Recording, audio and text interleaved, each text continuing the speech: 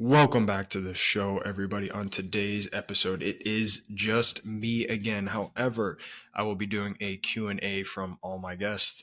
Thank you for submitting some fantastic questions. This is an awesome opportunity for me to engage with my audience and answer some of the personal questions that you guys have for me directly, and then based off of some of the lessons from my guests. So we're going to get into it, and I think the first question is going to resonate deeply with me. For everybody who listens to the episode is going to understand why. Um, how can athletes rebuild their identity after retirement or career-ending injuries? And this is a multiple layered process. And anytime you hear the cliche, what you do is not who you are. The sport you play, it's just what you do. It's not who you are. We have to accept that as a fundamental truth and belief, because it's true. What you do is not who you are. And so you have to repeatedly frame that in your own life and tell yourself that, recognize it.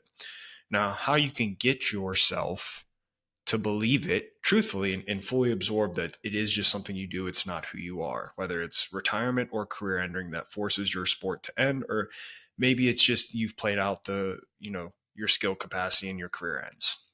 So it's a layered process, and we look at it. First, you have to determine really who you want to be. And there's a reflection process and analysis process in order for you to even determine, well, what type of person do I want to be?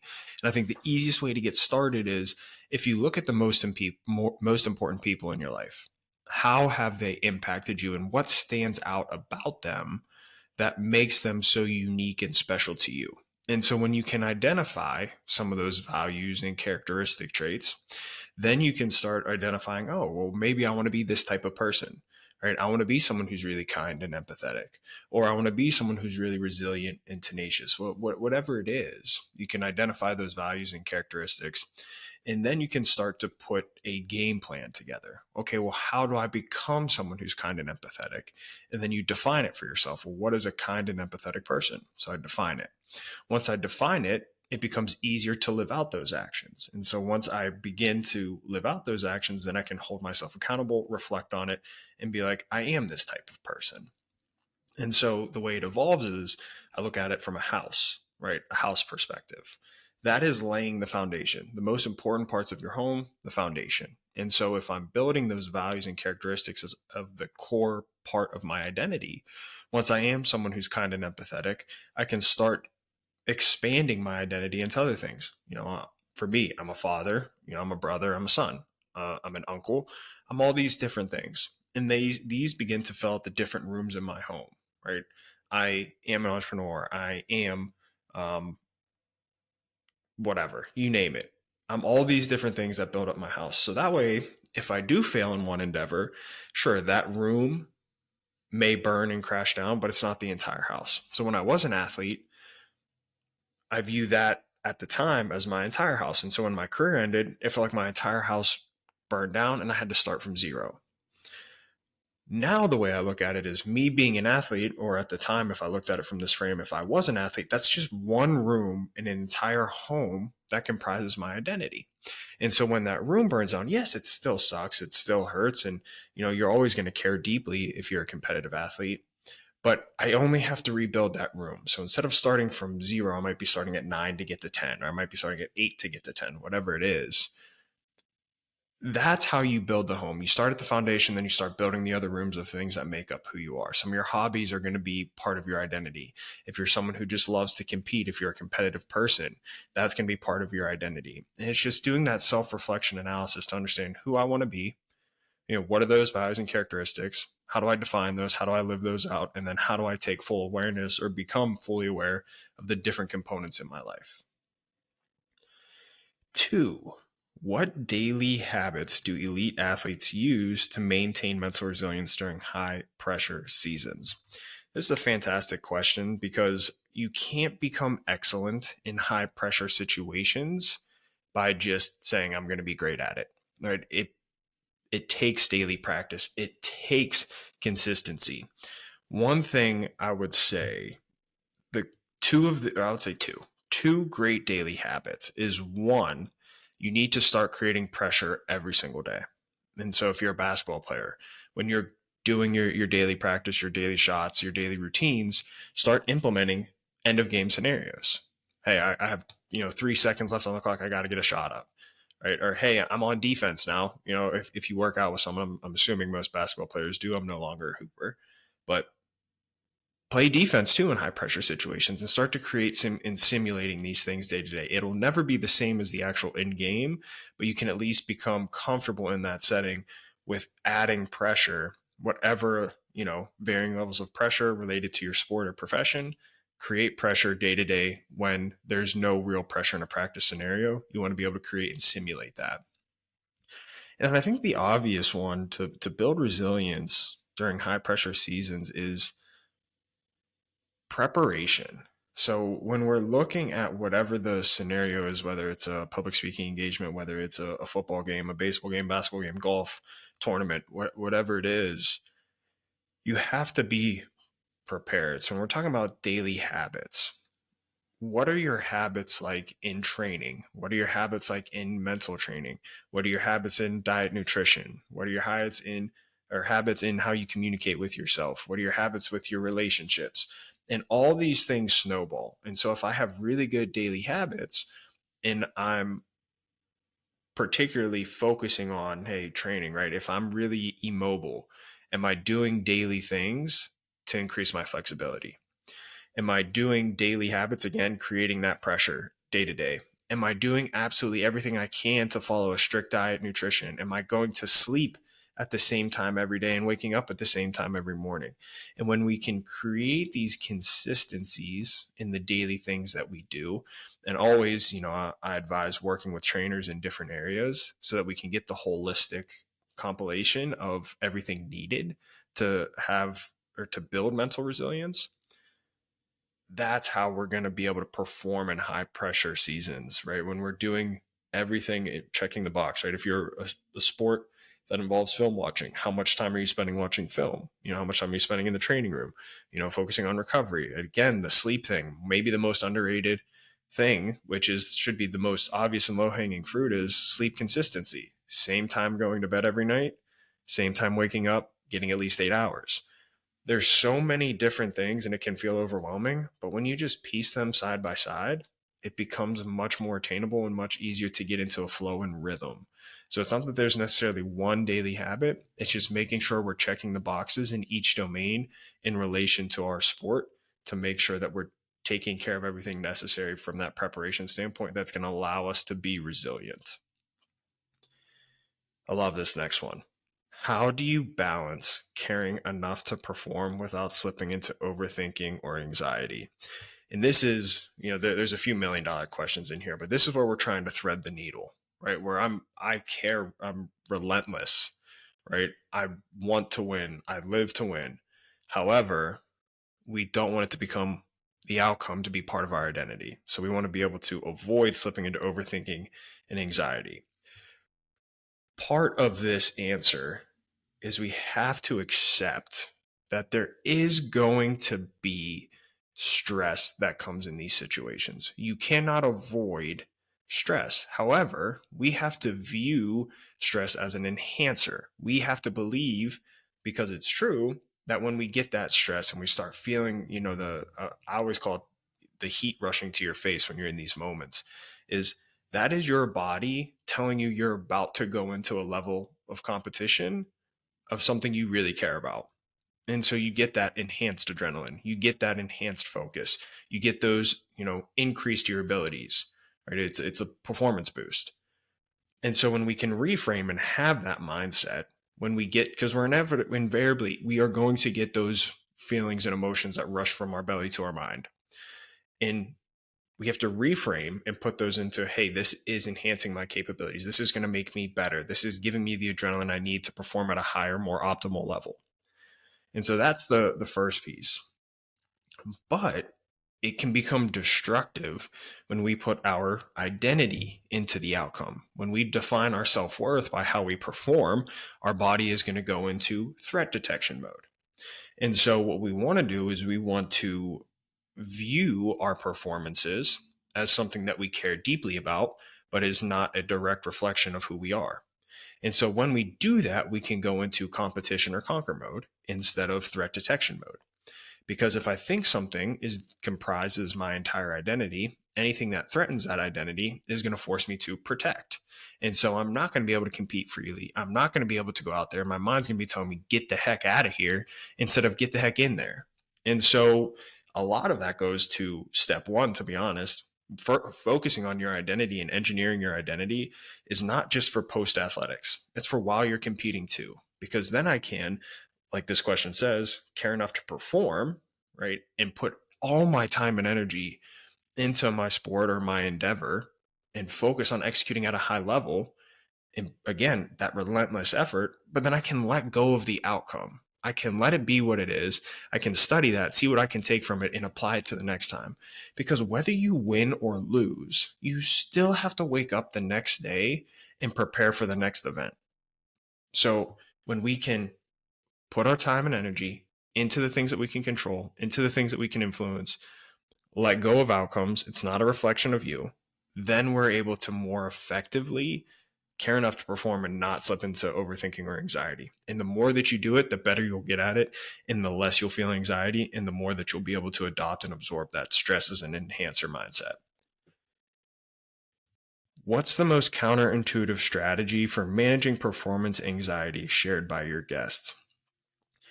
I would say the number one thing goes back to, what I talked about. Number two is the preparation. And so performance anxiety comes from a couple of different things. I'd say 95% of the time it's from lack of preparation. Particularly the higher level you get, you cannot fake it at that level. You cannot just say, "Oh, I'm the best in the world," without having best in the world, habits. And so preparation is going to solve 95% of this. And so I have this confidence 3-tiered system. I call it doing the work, reflecting on the work, and verbalizing the work. And so, number one, most important, you have to be prepared. You have to be relentless in your preparation and all those daily habits I spoke about just a few minutes ago. If you can check all the boxes and you can look yourself in the mirror and be like, hey, I studied, if you're a football player, I studied, 7 hours of film, the extra this week beyond what was required. I spent time in the trainer's room. I did extra workouts. I did extra recovery. My sleep was on par. I nailed my diet. I was locked in and focused and present all throughout practice. Then when you get to game time, you're going to be feeling pretty good. You're going to know exactly what your opponent's doing. You're going to know exactly what your roles and responsibility are. And you're going to be able to go out and you're going to be able to compete. And that performance anxiety is going to dissipate. Now, for some of us, even doing all the right things, we still feel that anxiety. So my 3-tier system, again, I did all the work. Now step 2 is I'm going to reflect on the work. And I'm going to go through and I'm going to write down, or I'm going to look in the mirror and I'm going to talk to myself, and I'm going to recognize, okay, I did do all of this. I am prepared. I did absolutely everything I possibly could. So now when I know I go out there, I don't have to think I can compete. And so that's step 2, just reflecting. Hey, document and write down and recognize how many hours and how many extra sets or whatever it is that you did. And so then third, but you can't get to 3 without doing 1 and 2. Can't get to 2 without doing number 1. Number 1 is most important. Then we hit 2, reflecting. And then 3 is verbalizing.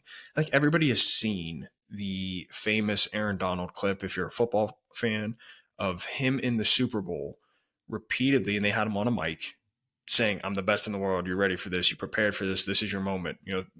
Paraphrasing here. I don't know if those were the exact quotes, but that's step 3, being able to verbalize it. Because you've done all the work, you've reflected on the work. Well, now you can verbalize it and remind yourself and talk to yourself, so that when that voice creeps in your mind of doubt, instead of listening to that voice of doubt, you can talk back to it, because you've earned the right to. You've earned the right to say, hey, I did all this. I am prepared. I am the best in the world because I've proven it over and over again. And so you've earned the right to speak those words. And so when you can speak to yourself, then you can reduce some of that performance anxiety. And again, I can't stress enough that no matter who you are, no matter what pressure scenario you're in, you're still going to get that feeling, those butterflies, that heat rushing to your face, the times when it feels like you can't control your voice. And so we have to be able to reframe. We have to be able to reframe that all those butterflies, all those feelings are serving a purpose. and they're giving us enhanced capabilities, and they're giving us the necessary adrenaline that we normally don't have.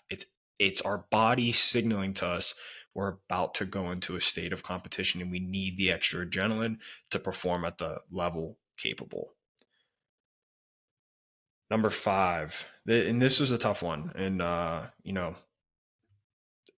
it's how can coaches create environments where athletes feel safe discussing mental health struggles? And this really comes down, and another question later on will be asked similar to this. How do we avoid being soft, being able to speak out? And it's a tricky one. And if we're coaches, we have to provide one, we have to make sure we have the right resources in place. We have to make sure that we have people who are capable of speaking with athletes on the mindset side, the mental side. And if you're a coach, you have to show your human side. You can't just be coach mode all the time. You have to be able to create a space where your athletes know that you're human. They know that you care about them beyond their sport. And when we can do that and show genuine interest in the person, genuine interest in their interest in hobbies and family situation, it's going to create a level of comfortability with the athlete. And it doesn't hurt as a coach to say, you guys have to be able to communicate with me or someone on the staff or someone if you're going through something, because everybody's fighting a battle that nobody can see. And it's important to have the ability to have those conversations.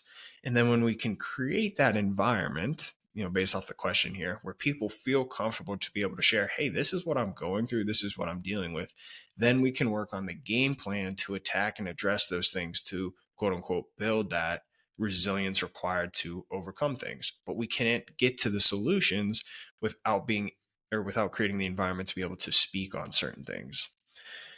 And so we have to, as coaches and leaders or people in leadership positions, be able to have those difficult conversations, be able to call the moments out and make athletes, and by addressing it, saying, hey, we can talk about these things, whether it's with me, whether it's with an assistant coach, whether it's with the training staff, whomever, and everybody has to be on board when we talk about these things, that, hey, we can have these difficult conversations no matter how uncomfortable it gets.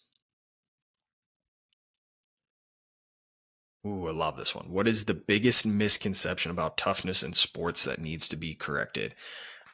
I can't tell you enough how silly I think it is that we equate physical toughness to mental toughness, that we just want to run people into the ground in terms of conditioning, or we just want to lift to failure every day, or we want to do these certain things that are physical that we automatically assume are going to create, a mentally resilient athlete. And I think a lot of times particularly the younger the athlete is, you're just making them hate the sport. Or by doing some of these physical punishment things, you are creating an environment where doing extra work is a punishment. If you're an athlete, extra work should be rewarding. So if a football player messes up and they have to do up downs, it is the dumbest thing in the world, because up downs aren't making anybody better. And I hate that we use physical punishment to create mental resilience or to fix mental mistakes. It just doesn't work that way.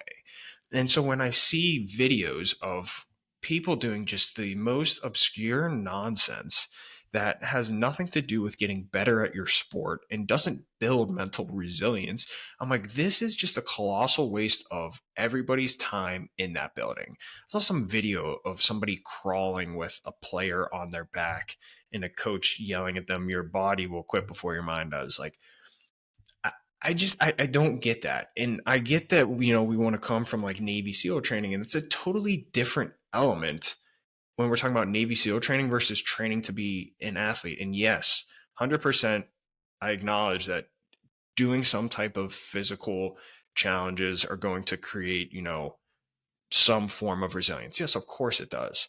But not to the point where doing these, these just nonsense training elements that are supposed to be like, oh yeah, this is going to make you tough. No, it's not. That did not make anyone feel more comfortable catching a pass in the fourth quarter. That did not make anyone more comfortable taking a shot in the fourth quarter with the game on the line. That did not help anyone in the ninth inning execute a slider on a 3-2 pitch. Like, those things have nothing to do with sports performance. Like, sure, maybe if I get tired, I'll push a little harder, but that's not all mental resilience is. Mental resilience is a lot of these earlier questions, being able to perform in a high pressure scenario. And me doing bear crawls with someone on my back is not going to help me do it. And so if we want to get better at performing in high pressure scenarios, we have to simulate that and we have to create that in our practice, not doing these stupid conditioning in weightlifting things. I can't tell you how just mind numbing that is. And I think people who listen to my show know I don't really talk about my opinions too much on the show, but that's one of them. I just like, it blows my mind. I can't understand that we as a society think that builds mental toughness in terms of, hey, I'm able to handle adversity. I'm able to handle resilience. I'm able to handle failure. I'm able to perform under pressure. No, that stuff does not work. If you want to perform under pressure, create pressure scenarios in practice. If you want to create a mentally strong athlete, work on developing the mental skills and the reframing techniques and the storytelling techniques that are going to enable an athlete to put everything into their favor and channel their behaviors to align with where they want to go. Those things do not help influence behaviors. Sorry. There's my rant. Ooh, tough one. How can athletes set boundaries with social media to protect their mental health? Actually, you know what? This isn't a tough one. I think we have to get really good at curating our feed to be things that are not, or to be things that are aligned with what we want. If I want to become a mental resilient athlete, I have to align or curate my Twitter feed or Instagram feed or TikTok feed to be people, speaking on the topics, to be a list of sports psychologists, former athletes, motivational speakers, you name it. Those are the people that should be showing up on my feed. Also, set time limits on your phone. You can set limits on your phones onto how much time you can spend on social media. Another thing that helps, set dedicated time each day where you can spend time on social media, set a timer, go do it. That way you don't get into doom scrolling. You can be more intentional about the things that you're looking at.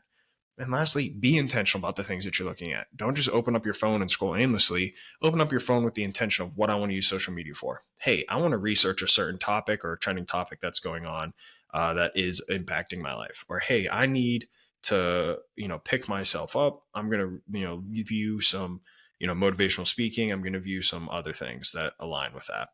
Or, hey, I want to look at some new techniques for my position, my sport, my drill, whatever. I'm going to look at that. Or, hey, I'm really interested in diet nutrition. What are the latest, research topics on diet nutrition that's going on in discussions? So that's how you can create that environment. What I wouldn't do is look at all the sports talk shows or look at all the things that are being said about you if you're in a position of prominence, or if you're a young athlete doing this, stop getting caught in the opinion race, because having extra opinions on things that you probably don't really know enough about is just going to make it harder for you to perform. Because if you are always having an opinion on someone else, subconsciously, you're going to know that people are going to have negative opinions about you, and it subconsciously will affect your performance. So don't get into the opinion race. It's not going to serve you as an athlete. All right. How do we reframe self-doubt into competitive fuel? And so it goes a lot with some of the other topics that we've already discussed. So self-doubt, everybody's going to have a form of self-doubt. But at the end of the day, self-doubt is not going to dictate whether or not an outcome is going to change. So an outcome is going to happen regardless. So every time you doubt yourself, it's just wasted time, because either you're going to succeed or fail. There's only two outcomes: succeed and fail. So self-doubt is wasted energy, because regardless of whether you're doubting yourself or not, you still have to play. There's still going to be an outcome to be had. And so a lot of that self-doubt comes from the lack of preparation. Okay. So if we are having doubt, maybe it's a signal that we need to be a little bit more intentional in our training and, a little bit more focused when we train. So that's like the first thing, view that as a signal.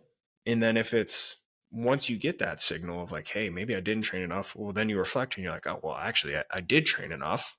Then it should dissipate some of that self-doubt. So use it as a signal more as believing into it. And then recognize every moment I spend in self doubt is wasted energy when I could be putting my time, energy, and focus into what could go right. And so when you get really good at reframing and repurposing those emotions, you can become more and more competitive because you get that taste of success.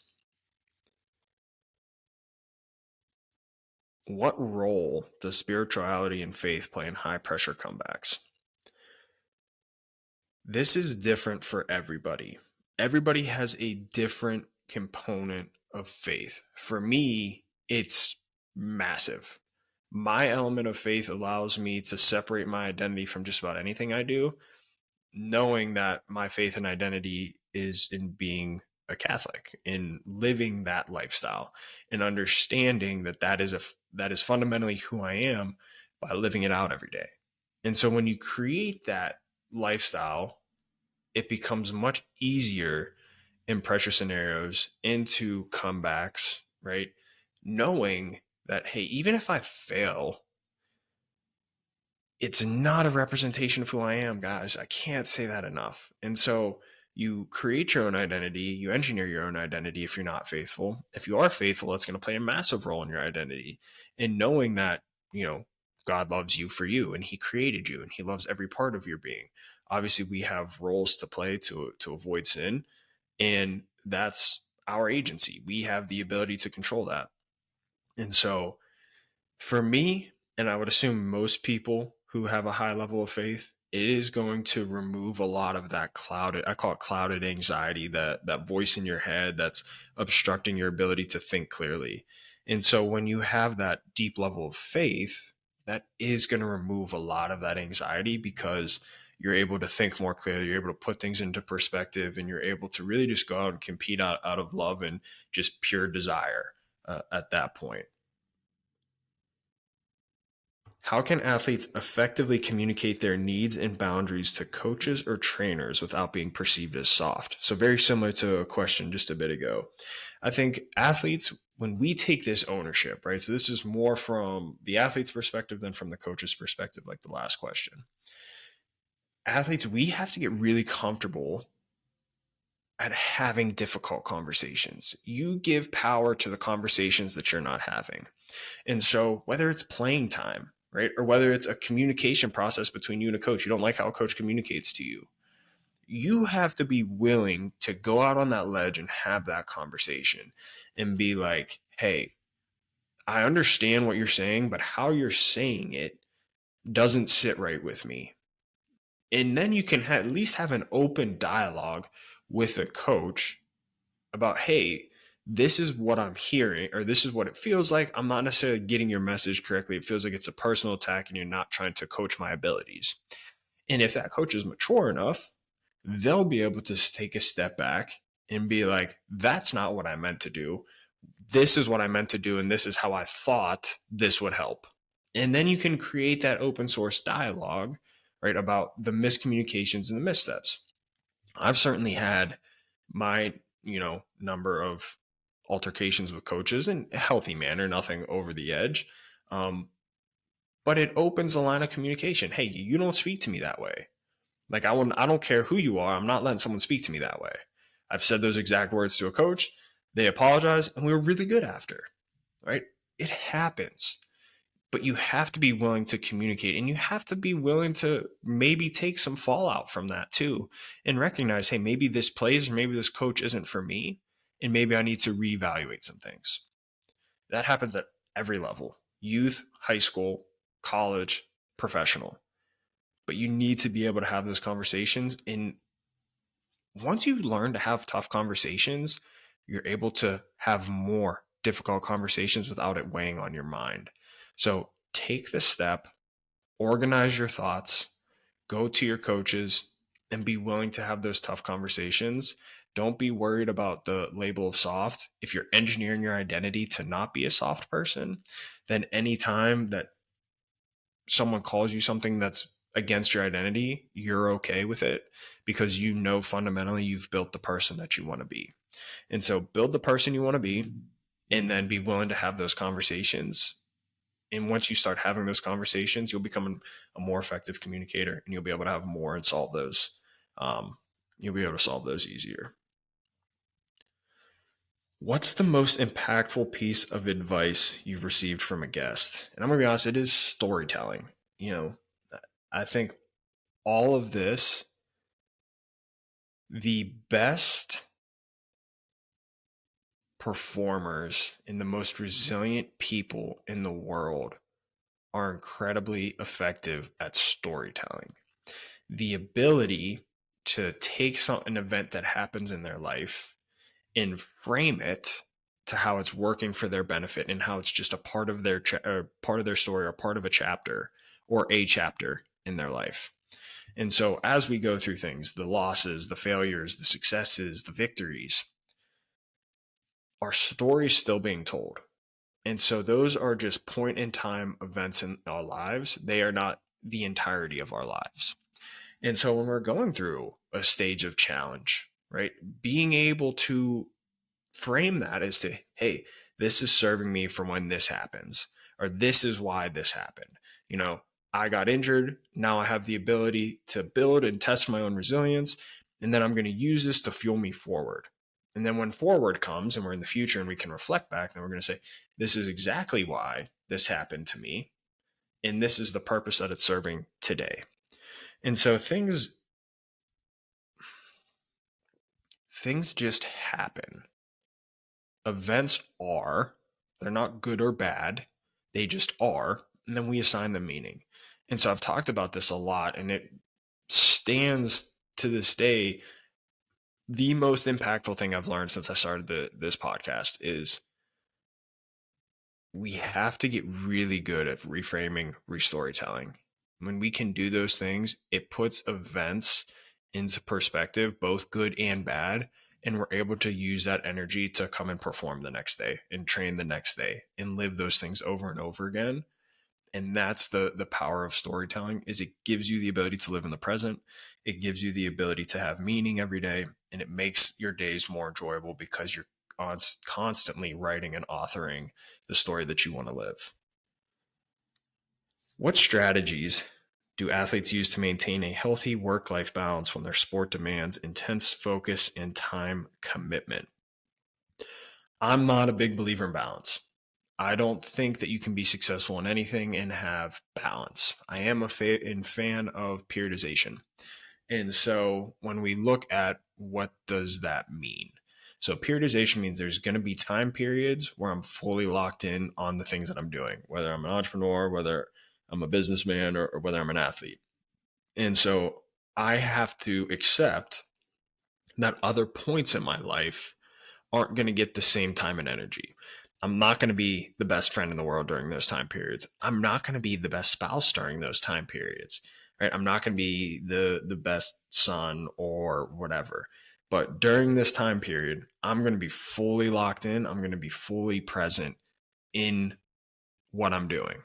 And so the way you can periodize day to day as well is, if you are someone who has a family and you're married, right? Or whatever the scenario, and you can't just neglect those things as well. But say we get 8 hours of sleep, we have 16 hours a day, right? Say, maybe I don't know, we'll make up a scenario. 13 of those hours are dedicated to you and your profession, or you and your sport. Those other 3 hours, maybe you need to be the best husband that you can and not be on your phone. Maybe you need to be the best father that you can and not be distracted thinking about your sport or your job or your speech the next day. And that when we're doing things, we're fully present in what we're supposed to be doing. So that way, we're not fully neglecting the other things in our life. Yes, we're putting more time and energy into other things that we deem most important during that time period, during that season. And then when we do have the moments to be present in other areas of our life, we are fully present in those moments. We're dedicating the time and energy necessary to be good at those things, or adequate. So that's the tough thing. I don't believe in balance. I believe in periodization. I believe being fully present in whatever you're doing in that moment. If we can avoid distractions, if we can be intentional and focused in the task at hand and the task in front of us, then we can get really good at being good in those areas and celebrating them and enjoying them. All right, a nice little youth athlete question here. How can parents support young athletes without contributing to burnout? And again, threading the needle here, because when we're a young kid, we often don't understand the work ethic necessary and required to be elite. I do think some people are just born with this innate drive and desire to be the best that they can. Now, that being said, not everything has to feel like a job, particularly when you're a kid. When you first pick up a ball and you're good at it, you just love it because you're good at it. And so if I'm a parent, which I am with my young kids, my entire philosophy is work hard, have fun, listen to your coach, and be respectful. Be respectful, listen to your coach, go together. But I always will say to my 4-year-old daughter, anytime she's about to go to soccer, gymnastics, whatever, hey, have a lot of fun and compete really hard. And so if we can get really good at making those two things the emphasis, don't worry about the outcomes. Yes, outcomes do matter. We're using them as a measuring stick, but keep the emphasis competing hard and having fun. If we can compete hard and we can have fun, then as we get older and more mature, then we can really emphasize some of the other things that go along with this. But make it fun, make training fun, make diet nutrition fun, make sleeping fun. The more that we can make things enjoyable, the more we can get our kids I don't like saying addicted, but or obsessed, but it holds true. We can get people addicted to the healthy habits that come along with competition in life. The more we can make those things enjoyable and fun and not feel like a burden, even though sometimes it is a burden. Again, that's a maturity conversation as they get older.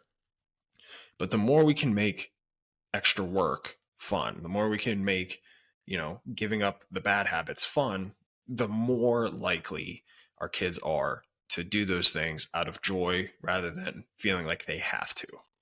So fun, have fun, compete hard. Have fun, compete hard.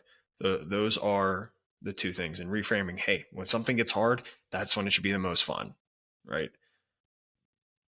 It's not an exact science, going to be challenging, but that is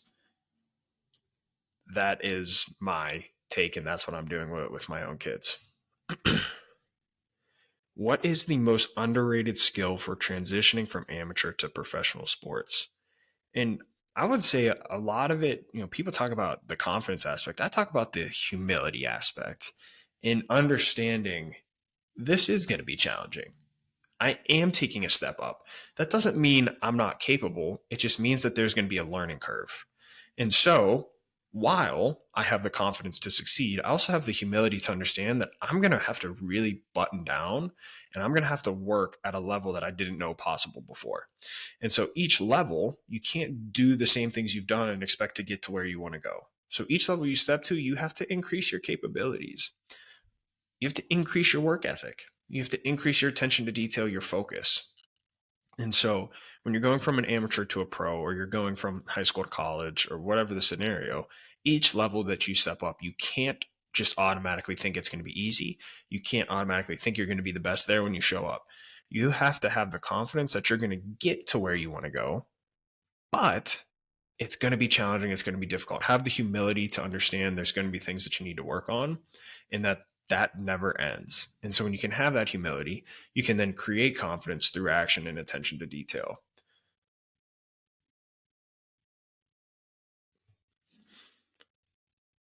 Lastly, what role does gratitude play in maintaining a positive mindset during setbacks or injuries? I think living in gratitude is incredibly important. Clint Hurdle, a guest on my show, always talks about hunting the good. And so when we get really good at focusing on the good things in our life, and I'm not a big positive negative person, but when I can focus on the things that I'm really grateful for in my life and actually spend time daily verbalizing it, writing it down, whatever works best for you, your general mood is going to elevate. So your base level of happiness and fulfillment is going to be higher the more time you spend in gratitude. And then you're going to have more time and energy when your mood is higher to be able to do the necessary steps to overcome injury. And so when we're talking about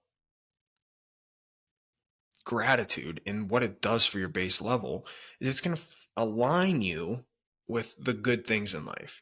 And so, to paint an example, if I'm spending time in gratitude and being grateful for certain things, everything that I'm calling to my attention.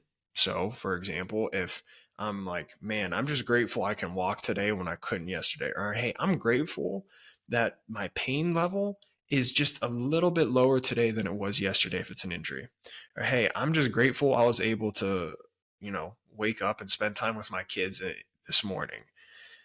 Your mind will then immediately direct to everything in line with those things in your goals and objectives. So if I'm recovering from an injury, if it's an ACL injury and I'm focusing on all the daily improvements, my mind is going to be attracted and fully focused on the things that led to those improvements.